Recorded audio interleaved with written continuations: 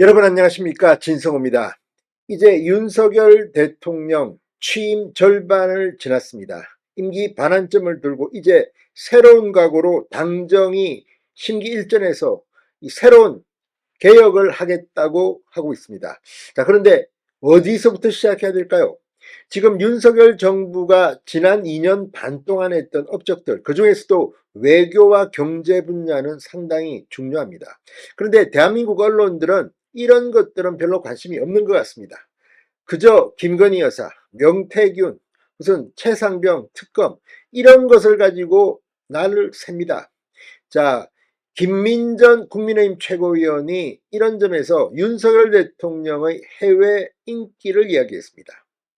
자, 윤석열 대통령이 취임한 뒤 경제 지표를 바탕으로 해외에서는 슈퍼스타라고 말했습니다. 그런데 이제 또 다른 도전이 있습니다. 바로 미국 정부 트럼프 행정부의 출범입니다. 지금 트럼프 공포가 아시아 증시를 강타했습니다. 한국을 포함해서 아시아, 일본 등 정시가 일제히 동반 급락했습니다. 대한민국 코스피도 2,500선이 무너지고 환율은 1,400원을 돌파했습니다. 자, 지금이 바로 윤석열 정부의 능력을 보여줄 때입니다.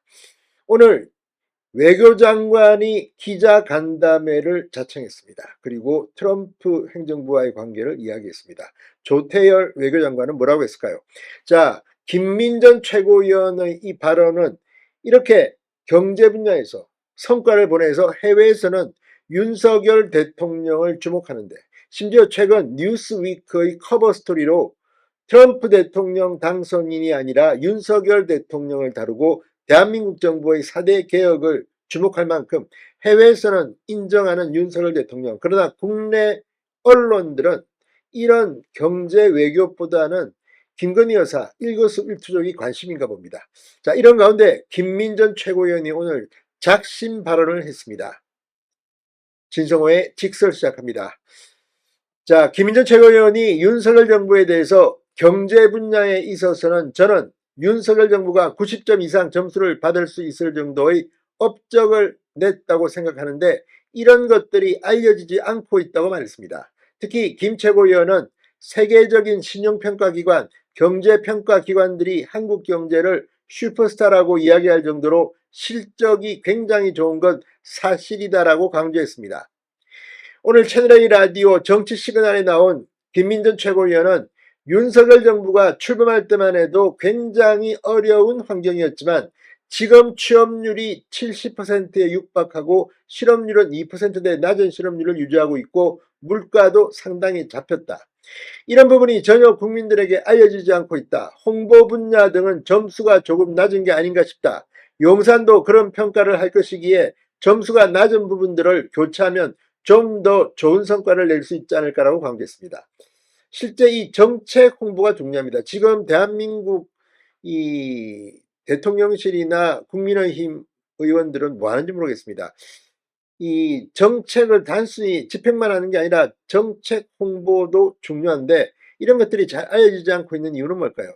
그것은 물론 언론의 책임도 있습니다. 김민전 최고위원은 민주당이 11월을 김건희 특검의 달로 하겠다고 나섰고 지난 국정감사도 김건희 국정감사라고 모토를 걸었다. 교육위원회에선 김건희 여사의 1999년 석사 논문까지 검증하는 상황이 벌어졌다. 대한민국 교육에 있어서 김 여사의 1999년 석사 논문이 그렇게 중요한 이슈인가라고 비판했습니다. 자, 지금 대한민국 국회는 마녀 사랑이라도 하듯이 김건희 여사만 공격하면 잘한다 민주당 야권은 그런 겁니까? 아무튼 참담한 결과라는 생각도 듭니다. 김민전 최고위원은 11월 이재명 대표와 부인 김혜경 씨 재판 결과가 나오니까 희석하겠다는 것, 국민의 눈을 가리기 위한 것으로 생각한다고 원인을 분석했습니다. 자, 김혜경 씨의 재판 결과는 14일, 이재명 대표의 1심 선거법 결과는 15일날 연이틀 계속 나옵니다. 25일에는 또 다른 이재명 대표의 위증교사 재판 결과 1심 선고가 있습니다.